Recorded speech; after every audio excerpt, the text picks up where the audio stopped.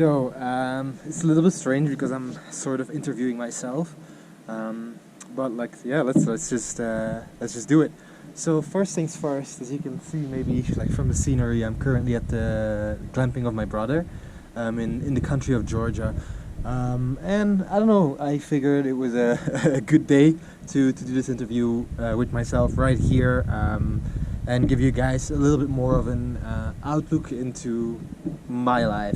So I prepared like a few questions, basically, that I'm also gonna ask artists who will launch on 256 Art, and we're just gonna go with the flow and see how it goes. So the idea is that the questions are very personal, so you really get to connect with the artist that we're interviewing. So the first question that I wrote down is, what events in your childhood most shaped your life today? And so for me, I think it's a bit of a hard question, but I think it really boils down in maybe some unfortunate way in the divorce of my parents. So my parents went through like a fairly violent divorce, escalating with the fact that my dad hit my mom with a hammer on the head, which is not great. And then the reason that really like shaped who I am today is that basically after the divorce of my parents, I really got a strong distrust kind of into society as a whole. As I felt like society wasn't really helping me there as a kid, and I kind of swung the complete opposite direction. I was like, everything in society is bad, and I want to do it in a different way, an alternative way. I think now I'm a little bit less extreme in that vision. I mean, I think there's also good and reasonable parts within a society, each society. But at the same time, it really, really drove me to, do things differently. That's also one of the things that really attracted me to cryptocurrency and Bitcoin way back.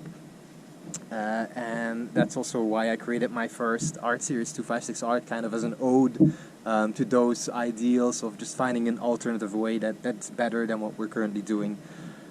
So then the second question that I wrote down is, what drove you to create art?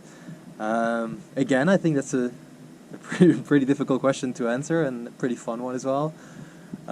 So I think what really, really drove me personally to create art is it's just an outlet. Like when I started creating art, it was mostly poetry, and like as a teenager, like I would just write. Like I think every day I would pump out like writings, like 5 to 10 writings a day, like at some point. And then I would perform with those in bars in my hometown in Ghent in Belgium, and I think that's like how I really like that's what really drives me, right? It's like my way of letting go, and you can also see that in my upcoming series, this gradual insanity. Like it's just like a strong sentiment that I feel inside, and I like my art is like my way of letting it out and sharing it with the world. And hey, if it connects with other people, great. But like in all truth and essence, it's mostly for myself that I create art, if that makes sense. Then the third question is, what's the first work of art you created? I think that's it's a little bit tricky because it depends on how you define art, right? But I think one of my earlier like memories of like really like with the intention of creating art, I think it has to be again my poetry, where I was really like focused on like I want to create something, and then again not only for me but something that I could also share with the world, and that really like I felt had like a strong message behind it, which for me is very important in art. Then what's the latest work of art you created? It's my upcoming series, This Gradual Insanity. And yeah, I mean, I think I won't go too much into detail about it yet, because I think you'll just have to wait and see like when we launch it. But it's like, again, strong sentiment. I wanted to put it out in the world and share and see if it connects with other people. And I hope it does. Then the next question I wrote down is, what's been the biggest success in your life? And it doesn't have to be art related. I think that's a really tough question. I might have said that already about like every question. But yeah, the biggest success in my own life, not necessarily art related. I think in a very strange way, I think it's that I'm not quite there yet, but I think I'm like slowly managing to find like a better balance in my life. And I know this is a very strange thing to see as like the biggest success in my life, but it's something that I've been struggling with, I think, pretty much my entire life, like finding like a healthy balance of how to live and not swing from one extreme into the next. And I'm like right now in my life, I feel like I'm slowly getting to a point where like there's a healthier dose of balance in there, and I'm comfortable with where I am and with what I'm doing, and where I'm gonna end up.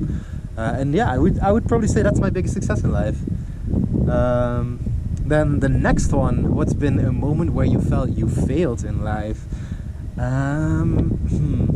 That's okay. I think a story that works for a moment I felt I failed in life. So when I was, what age was I? 22, I think, something like that. I had this idea of building out a small, fun business where we would rent out like inflatable boats in my hometown in Ghent. And just rent them out so people could like float around on the river, have some beers, and just enjoy life, right?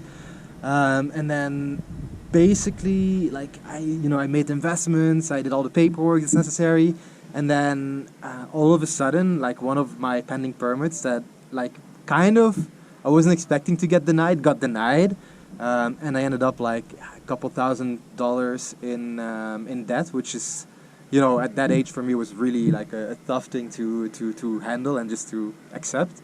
But yeah, I think that would kind of then, yeah, eventually I had to basically shut down the entire business. And I think, yeah, that would kind of count as like a moment where I felt like I failed in life. But I think failed in life is maybe a hard word. It's like more like a lesson that I took from that, right? Like just be a bit more prepared and more intentional in what I'm trying to build out.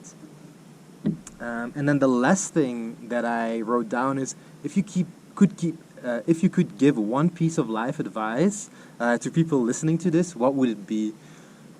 And I think for me, there's only one thing: just keep doing things. I know it sounds so stupid, but like as somebody who's struggled with depression for a fair amount in throughout my life, like I've realized like what basically happens is that you just stop doing things.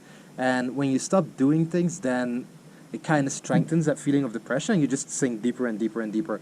So by just keep doing things, you kind of automatically make progress in some form or another, right? Because you're just doing things. Like I have a rule for myself personally. Like every day I have to work at least 30 minutes. And 30 minutes might sound like a really ridiculously low amount, but the thing is like most days I'm working like I would say 12 to 14 hours. But the fact that I allow myself to, between brackets again, only work 30 minutes a day, really forces me to every day at least do something. And hey, if I'm feeling good, I keep breezing through and I keep doing more work. And yeah, I think that's pretty much the strange interview recording with myself here. I hope you guys enjoyed it and learned like a little bit more about me through it. And you can also just read the story on the 256 Art website, of course, where I go a little bit more in detail on all of the different subjects that I just mentioned here. All right, catch you later.